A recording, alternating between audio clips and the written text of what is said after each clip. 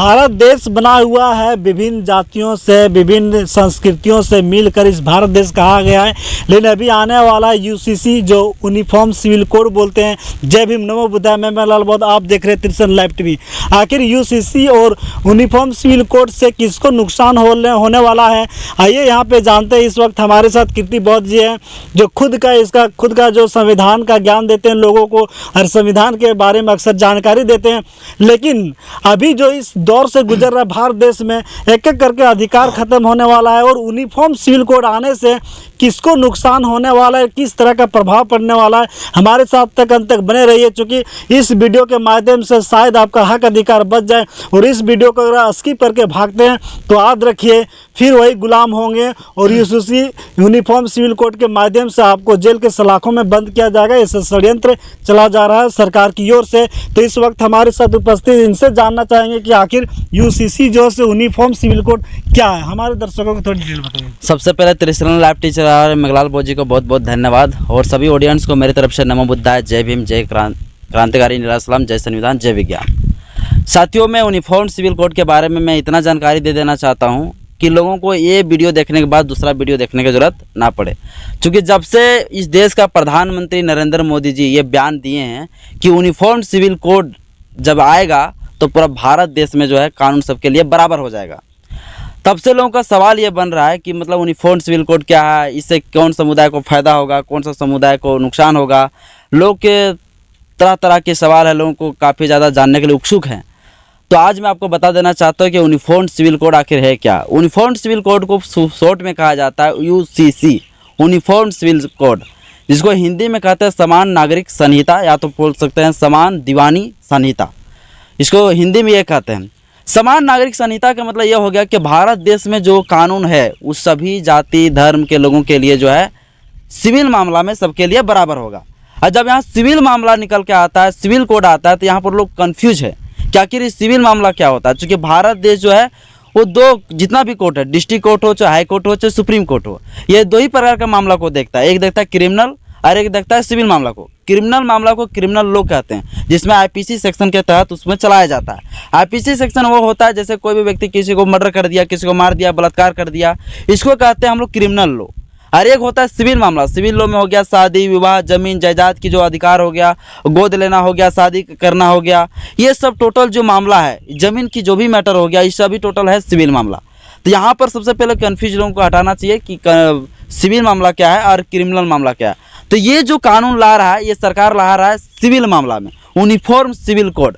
Civil मामला में जो है सभी जाति, सभी धर्म, चाहे जैन हो, बौद्ध हो, चाहे हिंदू हो, चाहे मुस्लिम हो, सिख हो, सभी लोगों के लिए जो है सिविल मामला में जो है सबके लिए कानून बराबर होगा। इस भारत देश में सिविल मामला में सभी लोगों के लिए जाति और धर्म के आधार पर जो है लोगों के कुछ जो है पर्सनल लॉ बना दिया गया। जिसमें हिंदू में जो है हिंदू मैरिज एक्ट बना दिया गया था।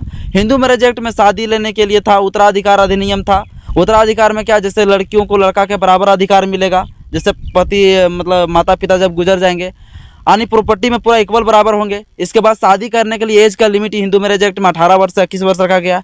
कोई भी अगर किसी का एज मान लीजिए, अगर कोई व्यक्ति कब बालिग माना जाएगा, और वो जब बालिग हो जाएंगे तो उसका आधार कार्ड में, पैन कार्ड में गार्जियन के रूप में गार्जियनशिप कौन होंगे, ये टोटल कानून उसमें लिखा हुआ है। गोद लेने का अधिकार है। गोद लेने का अधिकार का मतलब ये हो गया कि गोद जो लेंगे कोई व्यक्ति तो वो आपसे कितना छोटी उम्र का होना चाहिए। ऐसा नहीं कि हम 26 साल का या 25 साल का लड़की को गोद ले लिए तो पता चलेगा कांड हो जाएगा। तो इसी प्रकार से गोद लेने का एक सीमा है कि मतलब तुमसे जो गोद ले रहे हैं तो उससे 25 मतलब 21 वर्ष छोटा होना चाहिए, उन्हीं व्यक्ति को गोद ले सकते हैं। तो ये मैरिज हिंदू लॉ में, हिंदू पर्सनल जो लॉ है उसमें ये सब टोटल कुछ लिखा हुआ है। इसके बाद देखिए उसका पर्सनल लॉ में एक है शरीयत कानून मुसलमानों के लिए। इसमें मुसलमानों के लिए फ़ायदा होगा अगर सिविल लॉ आ जाएगा तो। जैसे हो गया कि इस भारत देश में जैसे जैसे ज़रूरत पड़ा वैसे वैसे हर तरह से कानून धारा के उसमें जोड़ा गया, ताकि सब जो इस भारत देश में हर समुदाय के लोग, हर संस्कृति के लोग रह सकें। लेकिन उसी को खत्म करके सिर्फ एक एजेंडा, मेरा सुनिए, एजेंडा है। पहले हम इस चीज़ को क्लियर करते हैं। भारत का संविधान का आर्टिकल नंबर 25 कहता है सबको धार्मिक स्वतंत्रता का अधिकार है। इसमें सभी लोगों को अपना धर्म को मानने का, रीति रिवाज मानने का उसको अधिकार है, राइट्स है। लेकिन वहीं आर्टिकल नंबर 13 कहता है कि भारत के अंदर कोई भी धर्म हो, कोई भी ऐसा रीति रिवाज हो जो किसी का मूल अधिकार को छीनता हो, वो मूल अधिकार को बैंड किया जा सकता है हमेशा के लिए। या तो कोई सरकार ऐसी कानून को नहीं बना सकता है जो कोई धार्मिक कोई किसी का मौलिक अधिकार को छीनता हो। ये दोनों चीज़ को कहा गया संविधान में। तो यहाँ पे यूनिफॉर्म सिविल कोड जब आएंगे तो देखिए, हम अभी बताने आपको जा रहे थे कि जो शरीयत कानून है मुसलमानों के लिए, जैसे हिंदू के लिए हिंदू कानून है, तो उसी प्रकार से मुसलमानों के लिए शरीयत कानून। शरीयत कानून में क्या है, इस चीज़ को आप पॉजिटिविटी से भी नेगेटिविटी दोनों से देखना पड़ेगा आपको, तभी बता सकता है। क्योंकि इसमें हानि है और नुकसान है सिर्फ SC/ST को, मुसलमानों का नहीं है। कैसे?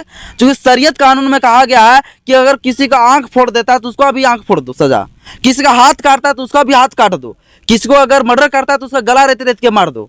तो ये कानून है शरीयत कानून में। अगर किसी महिला को गलत नज़र से देख लो, गलत निगाह से देख लो, तो उसे पत्थर फेंक फेंक के मारो, उस महिला को खड़ा करके, पुरुष को, ठीक ना। तो ये शरीयत कानून क्या है, ये हमारे संविधान का मौलिक अधिकार को छीनता था कि नहीं? तो ये जो है यूनिफॉर्म सिविल कोड जब आएंगे तो ये कानून को खत्म कर दिया जाएंगे। महिलाओं की शादी का ये जो है शरीयत कानून में कहा गया 9 वर्ष का है। बहुविवाह है, बहुविवाह मतलब क्या होता है, कतनों शादी कर सकता है, मतलब 10-15 जितना माने उतना खत्म कर सकता है। तो ये सब जो शरीयत कानून में था, अगर यूनिफॉर्म सिविल कोड आता है तो ये चीज़ खत्म हो जाएगा। और वहाँ पे जो है मुसलमानों के लिए जो होगा, मुसलमानों को, महिलाओं की ज़िंदगी में सुधार आ सकता है। ये यहाँ पर आप बहुजनों के लिए क्या नुकसान है वो भी बता दें। सिविल कोड आने के बाद मुसलमान का जो महिला है उन लोग में परिवर्तन आ सकता है, परिवर्तन आ सकता है, उन लोग के लिए बढ़िया है, उन लोग बढ़िया है। लेकिन SC/ST लोगों के लिए बहुत ज़्यादा घातक। कैसे है? SC/ST लोग के लिए इस प्रकार से घातक है, चूँकि SC/ST लोग के लिए सबसे पहले ST पे आते हैं। ST लोगों के लिए कानून बना हुआ है फॉरेस्ट राइट एक्ट। तो एक मिनट, सबसे पहले जो बोले कि मुसलमान जो है उन लोग को फायदा हो जाएगा, तो फिर उन लोग विरोध क्यों कर रहे हैं? वो लोग विरोध कहाँ कर रहे हैं? कुछ लोग कर रहे हैं जो अभी तक वही पकड़ के चले कि हमको 4 को बीवी रखना है। वो लोग जो पकड़ के रखे हैं कि 4 को हमको बीवी रखना है। और देखिए हिंदू मैरिज एक्ट में क्या है, इसमें प्रावधान है कि दूसरा बीवी को अगर करना चाहते हैं शादी, तो पहला बीवी को या तो तलाक देना पड़ेगा कानूनी तरीके से, या तो फिर उस स्थिति देखा जाएगा कि उस पहले बीवी का कोई बाल बच्चा अगर नहीं हो रहा है तो उस स्थिति में दूसरा शादी कर सकते हैं। लेकिन वही शरीयत कानून में ऐसा नहीं है, आप बिना बीवी को तलाक किए भी 2-3 को शादी कर लेता है। मैं इस चीज़ को जानकारी पढ़ा हूँ, इसलिए मैं इस चीज़ को बता रहा हूँ। तो इस तरह तो महिलाओं को ज़्यादा शोषण है उसमें नहीं, तो महिलाओं को शोषण है, इसीलिए तो यूनिफॉर्म सिविल कोड से उसको लाभ मिल जाएगा और सबके लिए कानून बराबर हो जाएगा उन लोगों के लिए। इसमें सिर्फ SC/ST का नुकसान है। अब कैसे नुकसान है? कैसे नुकसान, पहले समझिए। SC/ST का नुकसान इस प्रकार से है कि SC/ST के लोगों के लिए एक कानून बना है फॉरेस्ट राइट टू एक्ट। क्यों बनाया कानून को? ये कानून के इसलिए बनाया गया, फॉरेस्ट राइट टू एक्ट का हिंदी होता है वन अधिकार अधिनियम, ठीक ना। उसमें जो है लिखा गया है कि ST समुदाय कौन कहलाएंगे, तो ST समुदाय वो कहलाएंगे जो जंगल झाड़ की तरफ रहते हो। तो जंगल झाड़ की तरफ कौन रहता है? ST लोग ज़्यादा रहते हैं। और जो उसमें 13 दिसंबर 2005 से ठीक 3 पीढ़ी तक जो उस क्षेत्र में रह रहा है, उसमें पूरा जमीन जायदाद जितना भी प्रॉपर्टी का जो जंगल जमीन का जो मालिक होगा वो कौन होगा? वो ST समुदाय के लोग होंगे।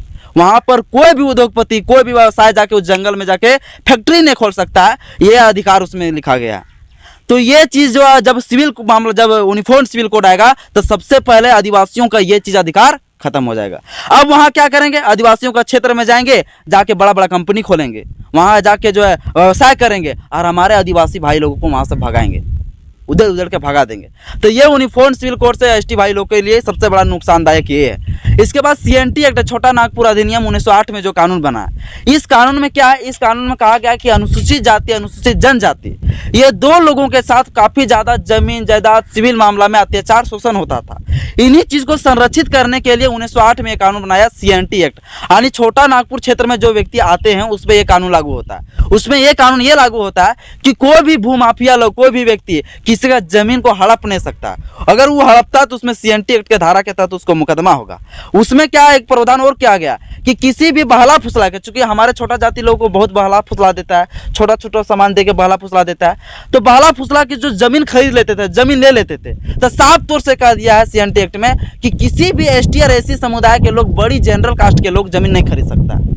समझ गया? इस CNT एक्ट में डायरेक्ट इस चीज़ को खंडन किया है, इस चीज़ को डायरेक्ट रोक दिया है कि कोई भी SC ST का जमीन जो है बड़ी जाति के लोग खरीद नहीं सकता, सिर्फ आपस में ही ले सकता है। लेकिन हाँ, कोई मामला अगर SC ST लोग जो है अगर लीज की तरह अगर किसी को व्यक्ति को देता है कि बोलो चलो हम दे रहे हैं लीज के मामला के लिए, अधभटिया भी जिसको खोठाम भी बोलते हैं लोग, अगर उस तरह से भी देते हैं कोई जनरल समुदाय के लोगों को, सामान्य लोगों को, तो उसमें भी कहा गया कि 6 साल से अधिक वो नहीं रख सकता है। नहीं व्यक्ति 6 साल से अधिक के लिए दे सकता है, नहीं वो व्यक्ति 6 साल से अधिक के लिए वो रख सकता है। अगर वो लीज के मामला में भी लिया है तो वहाँ पर व्यवसाय नहीं कर सकता है, बिजनेस नहीं कर सकता है। तो ये अगर CNT एक्ट अगर आ जा, यूनिफॉर्म सिविल कोड अगर आ जाता है, तो ये CNT एक्ट और इधर है फॉरेस्ट राइट एक्ट, ये दोनों धज्जिया उड़ जाएगा, खत्म हो जाएगा, और हमारा SC ST भाई पूरी तरह से खत्म हो जाएगा। और हमारे साथ जो है वही फॉरवर्ड, वही ब्राह्मण जो लोग हम लोग के साथ शोषण करता था, जबरदस्ती जमीन को लूट लेता था, वही लूट लिया जाएगा। तो हम सबसे पहले प्रधानमंत्री नरेंद्र मोदी से कहना चाहते हैं कि आप सबसे पहले स्पष्टीकरण करिए कि आप यूनिफॉर्म सिविल कोड अगर ला रहे हैं तो किन मामलों पर ला रहे हैं, और उसके लिए रिपोर्ट दिखाइए आप किस किस मामला में यूनिफॉर्म सिविल कोड है। लेकिन मानसा जो है, हम बता देना चाहता हूं, नरेंद्र मोदी जी, अमित शाह, इन लोगों का मानसा क्या दिमाग में चल रहा है ना, वो भी मैं बताता हूँ। ये लोग भविष्य में कर क्या सकता है। लेकिन वो तो सरकार जो बनी है तो वो अपना एजेंडा के लिए, ठीक है, लेकिन यहाँ तो SC ST मजे से है, मस्ती में हिंदू बन के बैठा हुआ है। हाँ, तो है ये, मान लीजिए SC ST लोग को जागरूक होना चाहिए, यूनिफॉर्म सिविल कोड का फायदा और नुकसान भी समझना चाहिए। इस वीडियो को अधिक से अधिक शेयर करिए, SC ST भाई लोगों के पास जरूर बताइए, क्योंकि ये यूनिफॉर्म सिविल कोड जब आ जाएंगे तो आपका हक अधिकार को खत्म कर दिया जाएगा। इसीलिए यूनिफॉर्म सिविल कोड के ऊपर जो है सबसे पहले हर DC के पास जो ज्ञापन सौंपना चाहिए, वहां पे देना चाहिए कि uniform civil code Amit Shah, Narendra Modi क्यों ला रहा है और इससे कौन समुदाय को फायदा होगा, नुकसान होगा, इस चीज को रिपोर्ट पूरा लिखिए। अभी कुछ लोग जो SC ST ही लोग कह रहा है कि जब भारत एक है तो कानून एक होना चाहिए। तो लोग को समझ में नहीं आ रहा है अभी पूरा तरह से क्या होता है। हमारे लोग तो धर्म के पीछे पागल है, सब उसी को पढ़ते लिखते। ये यूनिफॉर्म सिविल कोड है, क्या समझ थोड़े पा रहा है। ये काला कानून बोल सकते हैं हमारे लोगों के लिए। कभी जो बाबा साहब अम्बेडकर दिए, जो उस संविधान को पढ़ता ही नहीं, कभी केवल उन लोग बाबा साहब अम्बेडकर ने एक शायरी बोल के गया था। बाबा साहब अम्बेडकर ने बोला था, मैं हर तकलीफों का मुकम्मल जवाब हूँ, कभी वक्त मिले तो पढ़ना, मैं भारत का संविधान हूँ। संविधान पढ़ता है क्या हमारे लोग? अभी यूनिफॉर्म सिविल कोड आ गया, क्या इनके बारे में जानकारी लेना चाहते हैं कि किनको फायदा है, किनको नुकसान है? हमारे SC ST भाई लोग जो आज तक चिल्लाते हैं जय भीम बाबा साहब अम्बेडकर, वही बाबा साहब अम्बेडकर का दिया हुआ अधिकार आज हमारा खत्म हो रहा है। ये यूनिफॉर्म सिविल कोड से खत्म हो जाएगा। एक चीज मैं अभी बोलना चाह रहा था, लेकिन आप थोड़ा सा इधर कर दिए बात, थोड़ा ले गए उधर। हम बताना चाह रहे हैं कि यूनिफॉर्म सिविल कोड प्रधानमंत्री नरेंद्र मोदी, अमित शाह क्यों ला रहे हैं बता रहे।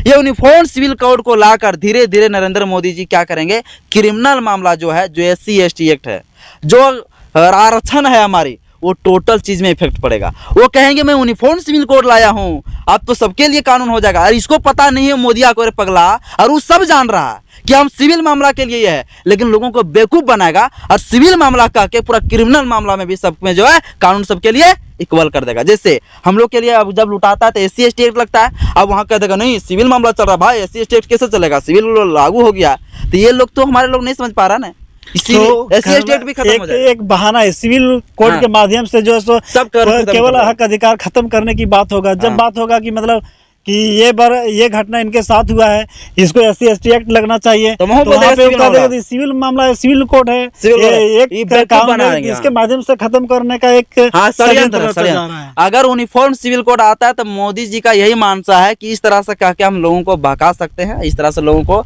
मतलब लालच क्या बोल सकते हैं, इसी तरह से लालच से पूरी तरह से खत्म कर देगा। हमारा SC ST एक्ट, आरक्षण जितना भी है सब कुछ खत्म हो जाएगा। OBC समाज के लिए क्या कहेंगे? OBC समाज के लिए यह कहना चाहता, चूंकि OBC समाज लोग जो है क्या वो लोग नहीं, हम वो लोग तो काफी हिंदू तो नहीं, वो लोग बोलते हैं ब्राह्मण है, नहीं ज्यादा वो लोग SC ST है, नहीं वो लोग नहीं दलित समझता अपने आप को, नहीं वो लोग जो है अपने आप को कृष्णवंशी समझता, अपने आप को रामवंशी समझता, अपने आप को जो है सबसे बड़ा धर्म का, तो उन लोग का भी तो अधिकार खत्म होगा। तो अपना बुझे, मैं ये सवाल का जवाब रहे, अपना बुझे। जाते जाते वक्त हमारे SC ST जो हिंदू बन के बैठा हुआ है, वो कैसे निकलेंगे हिंदू से?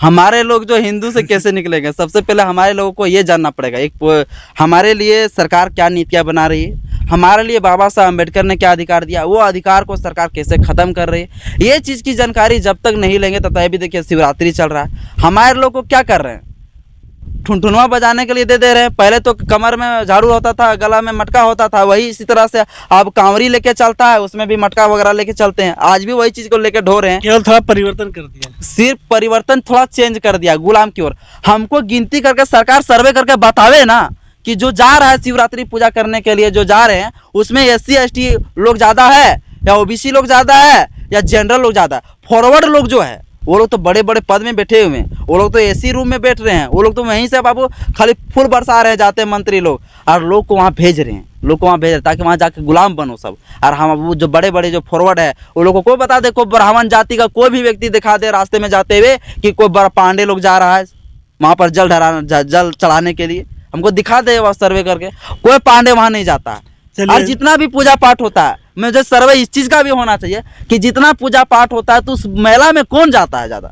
पंडित लोग जाता ही नहीं। पंडित लोग तो ओबीसी जाति जनगणना तो मांग हो रहा था, तो वो होना चाहिए। मैं देखिए ओबीसी लोग अभी तक ब्राह्मण समझ रहा है, लेकिन ओबीसी को इस चीज समझ लेना चाहिए, उसका औकात जो है ब्राह्मण बनने की नहीं है। उनको जगह जो है शूद्र में ही है, जिसको ढोल गवार शूद्र पशु नारी सकल ताड़ना के अधिकारी, यानी इन शूद्रों को लतियाओ, जिस तरह ढोलक वगैरह को मारो उसी तरह से, तो उनका औकात वही है। लेकिन अभी तक वो समझ में नहीं आया। ओबीसी लोग ज्यादा पकड़, उसको शांत होना चाहिए। चलिए धन्यवाद। इस वक्त हमारे साथ जो कीर्ति बौद्ध जी थे और यूसीसी यूनिफॉर्म सिविल कोड जो एक कानून जो मांग हो रहा है कि सबके लिए कानून होना चाहिए, इसके माध्यम से जितने भी SC ST OBC है सभी और माइनॉरिटी का भी हक अधिकार खत्म होगा। जो इस भारत देश में जितने भी जो सो सभी धर्म के लोग रह सकते हैं और सभी के लिए अपना जीने का अधिकार है। लेकिन एक कानून ला के उसको ख़त्म करने का प्रयास किया जा रहा है। इसके तहत बहुत तरह से षड्यंत्र रचा जा रहा है। इसीलिए जितने भी हमारे दर्शक हैं, आप समझे इस विषय में यूनिफॉर्म सिविल कोड आखिर क्या है, क्यों ला रहे हैं और किसको फ़ायदा होने वाला है। शायद इस वीडियो आपको देखने के बाद पूर्ण रूप से आपको जानकारी मिल जाएगा। और अभी तक आप अगर बाबा साहेब अम्बेडकर का संविधान को अगर नहीं जान पा रहे हैं, बाबा साहेब ने जितने हक अधिकार दिए उसको जो दिया हुआ अधिकार को नहीं समझ पा रहे हैं, तो समझ लीजिए आपको धर्म जो है सो नहीं बचा पाएगा। फिर आपको धर्म के नाम से आपको गुलाम बनाया जाएगा। और फिर वही याद रखिए जो मनुस्मृति का समय था, जो 1950 में जब 26 जनवरी 1950 का संविधान लागू हुआ, उसके बाद धीरे धीरे जैसे जैसे समाज के लोग पढ़ने लगे, जैसे जैसे स्कूल की ओर जाने लगे, जैसे जैसे महिलाएं भी जागरूक होने लगे, वैसे वैसे सब महिलाओं को धर्म में ढकेलने का काम किया और बहुजन समाज को अक्सर धर्म के नाम पे इस समाज को गुलाम बनाने का अक्सर प्रयास किया जा रहा है। इस विषय में आप समझे और अपने हक अधिकार को पहचाने। और यूनिफॉर्म सिविल कोड के जो ये कानून जो लाया जा रहा है, इसके विषय में आप क्या सोचते हैं, हमारे चैनल में अपना प्रतिक्रिया जरूर देकर बताएं। और फिर मिलेंगे। जय भीम, नमो बुद्धाय, थैंक यू।